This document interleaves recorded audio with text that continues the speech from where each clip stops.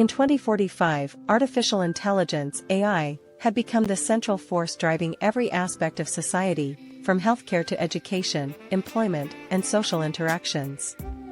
It was an invisible force at the heart of decisions, shaping lives in ways unimaginable only decades before. Yet, with AI's rise, questions emerged: could humanity evolve alongside its creations, or would AI eventually outpace human control? Sophia Waller, an AI engineer at Synapse Tech, had spent years building autonomous systems that revolutionized healthcare. AI could diagnose diseases faster than doctors, predict epidemics, and even cure rare genetic disorders. But as she sat in a meeting with Marcus Fields, the head of the Department of Health, discussing genetic editing, Sophia was torn. AI-driven systems could eradicate hereditary illnesses and even enhance intelligence. The potential was vast, but so were the ethical concerns.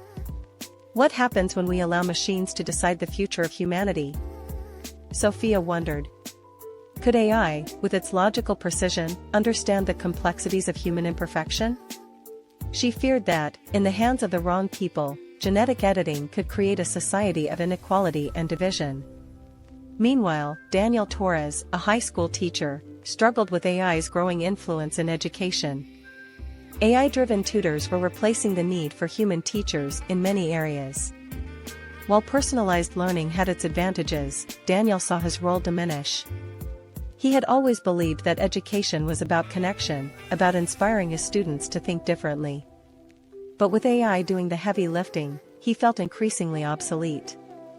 In a quiet moment, Daniel wondered if the future of education would be defined by machines, and if the value of human experience would be lost in the process. How could he, as a teacher, adapt and remain relevant in a world where everything, even learning, was automated? Ella Grant, a single mother, lived in a world where AI-controlled job markets determined her future. She relied on algorithms to find employment, but found herself at odds with their cold, unfeeling logic. AI didn't account for the human qualities that made her a hard worker: empathy, resilience, and determination. Instead, it reduced her efforts to data points where efficiency ruled. She struggled to keep up, to prove that human effort mattered. One evening, after receiving a job rejection from an AI system, Ella spoke to her son, Alex. "Don't worry, Mom," he said. "AI is supposed to help, right?" Ella held on to her son's words, yet she feared a future where AI would deem her irrelevant. In a world where machines made decisions, how could people like her find a place? Julian Cain, a philosopher and AI skeptic, had spent years warning about the dangers of an AI-driven future. At a live-stream debate with Sophia, he argued that AI, despite its benefits, could strip away human freedom and individuality. What happens when machines know us better than we know ourselves? He asked. What happens when we allow them to define our reality? Sophia, an advocate for AI's potential, found herself conflicted. Julian's warnings were unsettling, and she wondered if humanity could find a way to coexist with AI without losing its essence. The story reached its peak at the Global AI Summit, where leaders, scientists, and everyday people gathered to discuss AI's future. Sophia argued that AI could be a partner in human progress, enhancing healthcare, education, and work. But Julian stood firm, warning that AI could lead to a future where humans were controlled, not empowered. Daniel, watching from the audience, thought about his role as an educator in this AI-dominated world. Could he still inspire students if machines did most of the work? Ella, among the crowd, wondered about her future. Could AI empower people like her, or would it leave them behind?